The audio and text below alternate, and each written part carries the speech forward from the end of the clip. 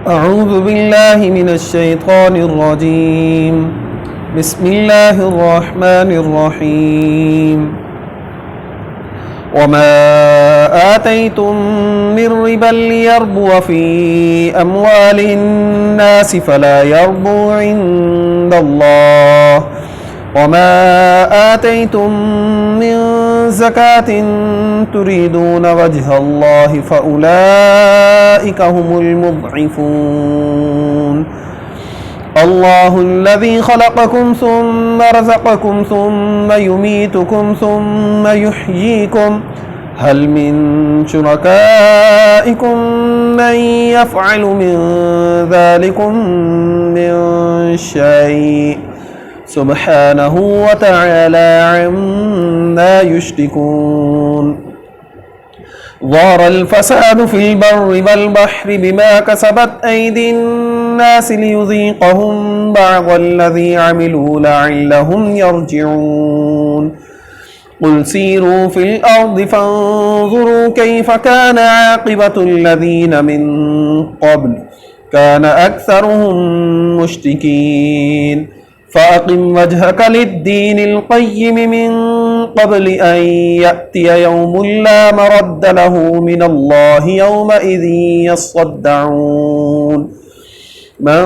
كفر فعليه كفره ومن عمل صالحا فلأنفسهم يمهدون اللهم انفعنا بما علمتنا وعلمنا ما ينفعنا وزدنا علما اللهم أرنا الحق حقا وارزقنا اتباعه وأرنا الباطل باطلا وارزقنا اجتنابه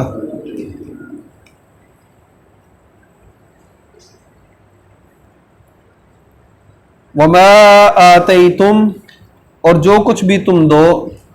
من ربن مال کو بڑھانے کے لیے سود لیربوا تاکہ تم زیادہ کرو بڑھاؤ فی اموال الناس لوگوں کے مالوں میں سے فلا یربو پس وہ نہیں بڑھتا عند اللہ اللہ کے ہاں وما آتیتم اور جو کچھ بھی تم دو من زکوٰۃ زکوٰۃ سے تریدون تم چاہتے ہو وجہ اللہ اللہ کی خوشنودی فاولئک پس یہی وہ لوگ ہیں ہم المضعفون جن کو کئی گنا بڑھانے والے ہیں اللہ اللہ الذی وہ ذات ہے خلقکم جس نے پیدا کیا تمہیں ثم پھر رزقکم تمہیں وہ رزق دیتا ہے ثم پھر یمیتکم وہ تمہیں مارے گا ثم یحییکم پھر وہ تمہیں زندہ کرے گا حل من شرکائکم کیا ہے تمہارے شریک من یفعل جو کرے ذالک من ذالکم ان میں سے من شیء کچھ بھی سبحانہ وہ پاک ہے وتعالی اور بہت بلند ہے عما یشرکون اس چیز سے جو وہ شریک ٹھہراتے ہیں ظہر الفساد ظاہر ہوا فساد فی البر والبحر خشکی اور سمندر میں بما کسبت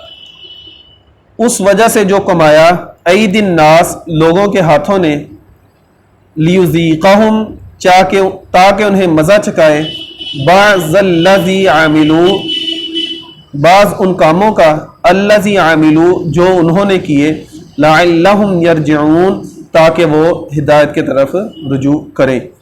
قل کہہ دیجئے سیرو سیر کرو فی الارض زمین میں فانظروا پس دیکھو کیفا کیسے کان عاقبہ تھا انجام الذین من قبل ان لوگوں کا جو تم سے پہلے تھے کان اکثرہم تھے اکثر مشرکین مشرک فاقم پس آپ سیدھا رکھیں قائم رکھیں وجہ کا اپنا چہرہ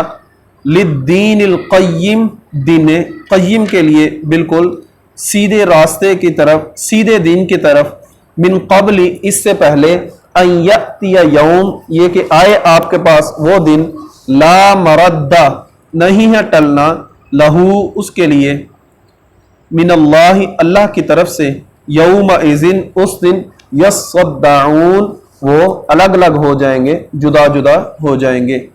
من کفر جس نے کفر کیا فعلیہ پس اسی پر ہے کفرہ اس کا کفر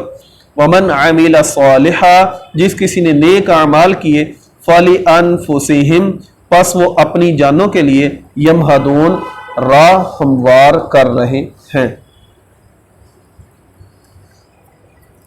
وما آتیتم من ربا لیربو فی اموال الناس فلا یربو عند اللہ یہ صورت مکی ہے اور جیسے اللہ تبارک و تعالی نے کفار مکہ کے اندر جو سب سے زیادہ برائی تھی جس کو چھوڑنا ان کے لیے مشکل تھا وہ شراب اور یہ سود یہ دو برائیاں ان کے اندر بہت زیادہ تھیں جن کا ان کے لیے چھوڑنا انتہائی مشکل تھا اس وجہ سے آپ دیکھیں کہ شراب کے احکامات بھی اللہ تبارک و تعالی نے بتدریج ہی نازل کیے اور ایسے ہی سود کے احکامات بھی اللہ نے ایسے ہی بتدریج نازل کیے سود کی روک تھام کے لیے سب سے پہلی آیت مبارکہ نازل ہوئی کہ وما آتیتم من ربا کہ جو کچھ بھی تم لوگوں کو قرض دے کر بڑھانے کی کوشش کرتے ہو لیربو فی اموال الناس تاکہ لوگوں کے مال کے اندر تمہارا اضافہ ہوتا رہے فلا یربو عند اللہ وہ اللہ کے ہاں نہیں بڑھتا کیسے کہ آپ اگر کسی کو 1,00,000 روپیہ سود دیتے ہو اور اس کے ساتھ آپ طے کر لیتے ہو کہ 1 سال کے بعد آپ مجھے 1,15,000 دو گے تو گویا کہ وہ آپ کو نہیں ادا کر رہا تو پڑے پڑے آپ کا مال اس کے پاس بڑھی جا رہا ہے کیا محنت بھی کچھ نہیں کر رہے محنت بھی بیچارہ وہی غریب کر رہا ہے اور مال آپ کا بڑھی جا رہا ہے یہ سب سے پہلی آیت مبارکہ ہے سود کی حرمت کے اندر جو پہلی اللہ تبارک و تعالیٰ نے کہی کہ تم اگر اس طرح مال کو بڑھانا چاہتے تو اس طرح مال نہیں بڑھتا اور یہاں اصل مسئلہ یہ ہے کہ مال کی فراوانی جو ہے ویسے معاشیات کے اوپر بہت زیادہ کتابیں لکھی گئیں اور یہ پہلی آیت مبارکہ ہے اس کے بعد اللہ تبارک و تعالی نے سورہ آل عمران کے اندر منع کیا تھا کہ قرض کو جو ہے تم بڑھانے چڑھانے کے لیے ایک دوسرے کو نہ دو اور تیسری جو آیت مبارکہ ہے وہ سورہ بقرہ کے اندر کہ پورا اللہ نے ایک رکوع نازل کیا تھا اس کے اندر تو پھر واضح اللہ نے کہہ دیا فَإِن لَمْ تَفْعَلُوا فَأْذَنُوا بِحَرْبٍ مِّنَ اللَّهِ وَرَسُولِهِ اگر تم اب سود سے باز نہیں آتے تو پھر اللہ اور اس کے رسول کے ساتھ اعلان جنگ کے لیے تیار ہو جاؤ یہ نبی علیہ السلام کے رحلت سے تقریباً 3.5-4 ماہ پہلے کی آیات مبارکہ ہیں یعنی آخری وحی کی جو آیات مبارکہ ہیں ان میں سے یہ آیت مبارکہ تھی اب یہاں آپ دیکھیں کہ معاشرے کے اندر یہ جو سب سے بڑا مسئلہ دولت کا ہے کہ دولت کا سائیکل کیسے ہونا چاہیے دولت کا چکر کیسے ہونا چاہیے تو اس کے اندر معاشیات کی بہت ساری کتابیں لکھی ہیں اصل خلاصہ اس کا یہی نکلتا ہے کہ پیسہ جتنا معاشرے کے اندر زیادہ سرکولیٹ ہوتا ہے زیادہ گھومتا ہے لوگوں کو زیادہ روزگار ملتا ہے تو اس کی وجہ سے پورے کا پورا ملک جو ہے وہ سب سے زیادہ مستحکم ہوتا ہے اور اگر اس پیسے کی یہ جو سائیکل ہے اس کو اگر آپ یک طرفہ کر لیں کہ اگر یہ غریب سے امیر کی طرف جانا شروع کر دے تو آپ دیکھیں کہ اگر 22 کروڑ آبادی ہے 22 کروڑ آبادی کے اندر جو آدمی امیر کہلانے والے ہیں امیر وہ کم و بیش جو ہے وہ 2 کروڑ کے قریب ہوں گے تو گویا کہ 20 کروڑ سے آبادی کا جو ہے پیسے کا تناسب وہ 2 کروڑ کی طرف جا رہا ہے جس وجہ سے پیسہ جو ہے وہ 20 کروڑ سے نکل کر 2 کروڑ کی طرف سمٹتا چلا جائے گا اور اگر یہی پیسہ جو ہے وہ 2 کروڑ سے 20 کروڑ کی طرف چلے گا تو کیا ہوگا مال جو ہے وہ آپ دیکھیں کہ 2 کروڑ سے پھر آگے کتنے ہاتھوں کے اندر تقسیم ہوتا وہ نیچے تک جائے گا تو جتنے ہاتھوں سے وہ تقسیم ہوتا ہوا جائے گا تمام لوگوں کو اللہ تبارک و تعالیٰ اس کے اندر سے وہ روزگار عطا کریں گے اور اس روزگار کی وجہ سے آپ دیکھیں کہ جتنے بھی اس معاشرے کے اندر ہے جتنے بھی لوگوں کے کاروبار کے ذرائع ہیں وہ سارے کے سارے متحرک ہوں گے جب وہ سارے کے سارے متحرک ہوں گے پیسہ سب سے زیادہ گردش میں آنے کی وجہ سے جو ہے وہ بہت زیادہ تمام لوگوں کو منافع بھی ہوگا اور تمام لوگ جو ہے وہ ہر طرح سے خوشحال بھی ہوں گے اور پہلی بات پیسے کو گردش کروانے کے اندر جو اللہ تبارک و تعالی نے مقرر کی وہ کیا کہ امیروں سے کہا کہ تم غریبوں کو زکوٰۃ دو صدقات دو फतराना दो, उशर दो, कई तरह से अल्लाह तबारक व तआला ने ये अमीरों के लिए क्यों किया, ताकि अमीरों से पैसा जो है वो गुरबा के अंदर जो है वो तकसीम होता ही रहे, गुरबा की तरफ पैसे की फरावानी जो है वो जारी सारी रहे। और दूसरा जो मसला है वो मिरास आ जाता है। फिर मिरास के अंदर भी यही होता है कि पहले एक वालिद था, एक आदमी था, वो तमाम जायदाद का मालिक था, तो अब देखें उसकी मर्जी चल रही है, उसकी मर्जी से सारा जो है वो पैसे के अंदर हेर फेर हो रहा है। उसके वफात के बाद वो पैसा जो है वो फिर उसके वरसा जो है उनके अंदर तकसीम हो जाता है। उनके अंदर तकसीम होने की वजह से आप देखें कि हर वारिस जो है वो अपने जहन के एतबार से, अपनी सलाहियत के एतबार से उस पैसे को फिर किसी न किसी साइकिल के अंदर लगाता है, किसी काम के अंदर लगाता है। उसकी वजह से आप देखें कि इस तरह मुआशरे के अंदर जो है वो पैसे की गर्दिश जो है वो ज्यादा से ज्यादा रहती है। अमूमी तौर पर ये बैंक की जो मिसाल दी जाती है ना, इस्लामी बैंक या दूसरे बैंक, इसकी मिसाल ऐसे ही है कि शरई लिहाज से इस्लाम जो है ये बैंक के निज़ाम को प्रमोट नहीं करता। इस्लाम जो है वो बैंक के निज़ाम को बिल्कुल नहीं मानता, क्योंकि बैंक का निज़ाम है पैसे को रखना, कि लोगों को इस तरफ लेकर आना कि आपका पैसा महफूज नहीं है, आप बैंक के अंदर पैसा रखें, फिर बैंक उसको आगे कर्ज की सूरत में लोगों को देता है, कारोबार की सूरत में जिस तरह भी दे, बहरहाल उसने प्रॉफिट ही लेना है। कभी नहीं यह हुआ कि किसी आदमी ने बैंक से पैसा लिया, कर्ज लिया और उस कर्ज से उसने कोई कारोबार किया। कारोबार के अंदर ठीक है, इस्लामी बैंक ये कहते हैं जी हम कारोबार करवाते हैं, हम कर्ज नहीं देते, हम कारोबार कराते हैं। तो ठीक है, अगर किसी को कारोबार में नुकसान हो जाए, कभी किसी बैंक ने कहा है ठीक है जी आपको नुकसान हो गया, हम आपके नुकसान के अंदर भी बराबर के हिस्सेदार हैं? बैंक कहता है नहीं भाई, प्रॉफिट हम दोनों का, नुकसान सिर्फ आपका। इस वजह से बैंक जो है इस्लाम इसकी इजाजत नहीं देता। इस्लाम के अंदर पैसे को जखीरा करना, पैसे को स्टोर करना, पैसे को जोड़ के रखना, यह बिल्कुल मना है। बल्कि इसको आप जैसे जैसे मुआशरे के अंदर फैलाएंगे वैसे वैसे मुआशरा जो है वो उसके अंदर मियाना रवि भी आएगी और पैसे की गर्दिश की वजह से ज्यादा लोगों को रोजगार भी मिलेगा। फला यरबू इंदल्लाह, अगर आप बैठे बिठाए कहें कि मैं लोगों को पैसे दूं और लोगों के पैसों के अंदर मेरा इजाफा होता चला जाए कि एक साल के अंदर पैसे नहीं दिए तो 1.25 लाख, 2 साल हो गए तो 1 लाख के साथ 30,000 बढ़ गया, 35,000 बढ़ गया, 40,000 बढ़ी जा रहा है, तो दिया आपने 1 लाख था तो उस बैठे बिठाए आपके पैसे उसके पास कैसे बढ़ रहे हैं? फला यरबू इंदल्लाह, ये अल्लाह के पास नहीं बढ़ते। आप देख लें कि सूदी निजाम की वजह से हम मुआशरे के अंदर देखें कि पहले पैसा कितना था और आज पैसा कितना है, पहले तनख्वाहें कितनी थी आज तनख्वाहें कितनी है, लेकिन उसके एतबार से अगर आप देखें तो पहले वो चीज कितने की मिलती थी, अब वो चीज कितने की मिलती है, बात उधर ही खड़ी है। फला यरबू इंदल्लाह, पैसा ज्यादा होने की वजह से कोई इस खाम ख्याली में ना रहे कि पैसा मेरे पास ज्यादा हो गया तो मैं ज्यादा अमीर हो गया हूं, बल्कि वो चीजें भी उतनी ही महंगी होती चली जाती हैं। असल चीज क्या है? अल्लाह तबारक व तआला के पास पैसे का ज्यादा होना। और अल्लाह तबारक व तआला के पास पैसे का ज्यादा क्या होना होता है? अल्लाह तबारक व तआला उस थोड़े से पैसे के अंदर बरकत डालते हैं। उस बरकत की वजह से आप देखें बहुत सारे काम थोड़े से पैसों से भी आदमी कर जाता है, जो ज्यादा पैसों वाले भी वो काम करने से महरूम रहते हैं। असल में ये चीज है जो अल्लाह के यहां बढ़ती है, अल्लाह उसके अंदर बरकत डालते हैं। वमा आतैतुम मिन ज़कात, और जो कुछ भी तुम ज़कात से देते हो। ज़कात क्या है कि पिछले काम के अंदर क्या है कि किसी को पैसा दिया जाता है वापसी के मुतालबे के साथ। क्या अगर आप किसी को पैसा देते हो तो वो किस लिए है कि सूरह मुद्दस्सिर के अंदर है वला तमनुन तस्तकसिर, पैसा देना तो दूर की बात, वहां अल्लाह तबारक व तआला ने वाज़ेह अल्फाज के अंदर कहा कि अगर तुम ये चाहते हो ना किसी के ऊपर एहसान करो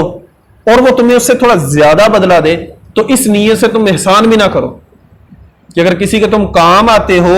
मकसद तुम्हारा यह है कि कल को ये मेरे और ज्यादा काम आएगा, तो इस नीयत से तुम एहसान भी ना करो। सूरह बकरा के अंदर क्या है? क़ौलुम मअरूफ़ व मग़फ़िरा खैरुम मिन सदक़ा यतबउहा अज़ा, अगर आप किसी के ऊपर सदका खैरात करके उसको नुकसान पहुंचाना चाहते हैं, उसको तकलीफ देना चाहते हैं, उसको एहसान जितलाना चाहते हैं, तो इस बात से बेहतर है कि आप उससे अच्छी गुफ्तगू कर लिया करो, कोई जरूरत नहीं ऐसे सदकात करने की।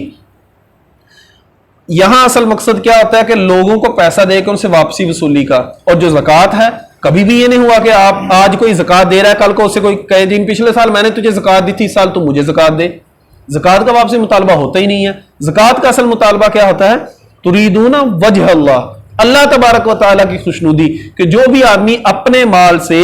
اللہ تبارک و تعالیٰ کی خوشنودی کے لیے، اللہ تبارک و تعالیٰ کے چہرے کے دیدار کے لیے مال عطا کرتا ہے، غریبوں کو مال تقسیم کرتا ہے، فَأُولَئِكَ هُمُ الْمُضْعِفُونَ، یہی وہ لوگ ہیں جن کے لیے اللہ تبارک و تعالیٰ مال کو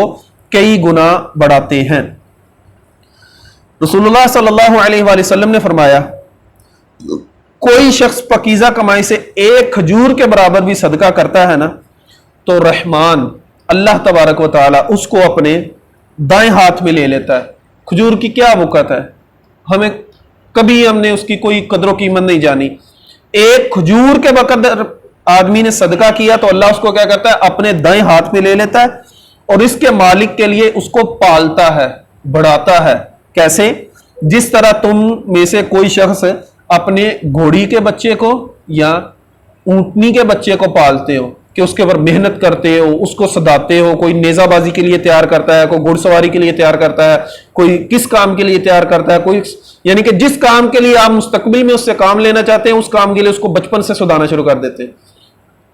تو جیسے تم اپنے گھوڑی کے بچے کو یا اونٹنی کے بچے کو پالتے ہو، بالکل اللہ تبارک و تعالیٰ ایسے ہی اس ایک کھجور کو لے کے اللہ اپنے ہاتھ کے اندر لے کے اس کو بڑھاتے ہیں، حتیٰ کہ وہ کھجور پہاڑ کے برابر ہو جاتی ہے یا اس سے بھی بڑی۔ اللہ تبارک و تعالیٰ صدقات کو کرتے وقت نیتوں کو دیکھتے ہیں۔ جس آدمی کی جتنی اچھی نیت ہوگی وہ صدقہ اس کا اتنا ہی بڑا ہوگا۔ سورہ بقرہ کے اندر اللہ تبارک و تعالیٰ نے ایک دانے کو 700 دانے سے تشبیہ دی تھی اور ساتھ کہا تھا اس سے بھی زیادہ۔ یہاں اس حدیث مبارکہ کے اندر نبی علیہ الصلوۃ والسلام نے ایک کھجور کو پہاڑ کہا، پھر پہاڑ سے بھی زیادہ۔ وہ اب زیادہ کی مقدار کیا ہے کہ نبی علیہ الصلوۃ والسلام جس کو زیادہ کہہ دیں، اللہ تبارک و تعالیٰ جس کو نبی علیہ الصلوۃ والسلام کی زبانی زیادہ کہلوا دے، اب اس کی آپ خود دیکھیں کہ اس کی کیا وقت ہو سکتی ہے، وہ زیادہ سے زیادہ کیا ہو سکتا ہے۔ فَأُولَئِكَ هُمُ الْمُضْعِفُونَ، یہی وہ لوگ ہیں جن کو اللہ تبارک و تعالیٰ کئی گنا بڑھانے والے ہیں، کئی گنا ان کو بڑھا چڑھا کر ان کا انعام واپس کریں گے۔ اللہ تبارک و تعالیٰ کیا ذات ہے؟ اللہ الذی خلقکم، وہ ذات ہے جس نے تمہیں پیدا کیا، ثم رزقکم، پھر وہ تمہیں رزق دیتا ہے، ثم یمیتکم، پھر وہ تمہیں مارے گا۔ یہ تین خوبیاں جو ہیں، یہ تین اللہ تبارک و تعالیٰ کی صفات جو ہیں، ان کا آج تک کوئی بھی منکر نہیں، حتیٰ کہ کفار مکہ بھی اس کے منکر نہیں تھے۔ ہاں چند مسلمانوں کے اندر تھوڑا سا ہے کہ وہ چاہتے ہیں کہ وہ چاہتے ہیں، سمجھتے ہیں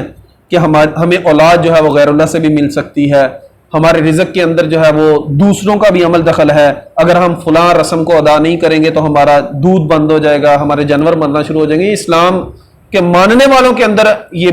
عقائد جو ہیں وہ آتے جا رہے ہیں، اور کفار مکہ کے اندر یہ نہیں تھے۔ وہ کیا کہتے تھے؟ اللہ الذی خلقکم، اللہ وہی ذات ہے جس نے پیدا کیا تمہیں، ثم رزقکم، پھر اس نے تمہیں رزق دیا، ثم یمیتکم، پھر وہ تمہیں مارے گا۔ لیکن اگلی جو ہے نا، ثم یحییکم، پھر وہ تمہیں زندہ کرے گا، وہ صرف اس کے منکر تھے، بقیہ سارے کام وہ اللہ تبارک و تعالیٰ سے مانتے تھے۔ ثم یحییکم کا یہاں مقصد کیا کہ اگر اللہ تبارک و تعالیٰ کی بقیہ صفات تم مانتے ہو کہ واقعتاً یہ اللہ تبارک و تعالیٰ کرنے والے ہیں، تو بھئی یہ اگلی صفت بھی اللہ کی مان لو کہ اگر اللہ جو ہے وہ اتنے کام کرنے کے اوپر قادر ہے تو یقینی طور پر وہ اگلا کام بھی کر سکتا ہے۔ حل من شرکائکم، چلیں ہے کوئی شریک تمہارا، من یفعل من ذالکم من شیء، جو ان سابقہ کاموں کے اندر سے کوئی بھی کام تمہارے لیے کر گزرے۔ ٹھیک ہے، اگر اللہ تبارک و تعالیٰ کے ساتھ تم کسی کو شریک بناتے ہو تو لاؤ کہ تمہارے شریکوں میں سے کون ہے جو یہ سارے کام کر سکے یا اس میں سے کوئی ایک کام کر سکے۔ سبحانہ وتعالی، اللہ تبارک و تعالی پاک ہیں اور بہت بلند ہے، عما یشرکون، اس چیز سے جو وہ شریک کرتے ہیں، جو وہ شریک ٹھہراتے ہیں۔ ظہر الفساد فی البر والبحر، بر و بحر کے اندر، خشکی تری کے اندر جو ہے وہ فساد ظاہر ہو گیا، بما کسبت ایدی الناس، اس وجہ سے جو لوگوں نے کمایا،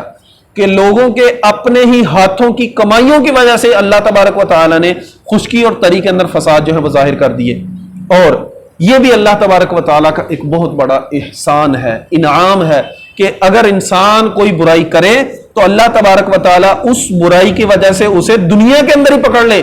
کیوں؟ سورہ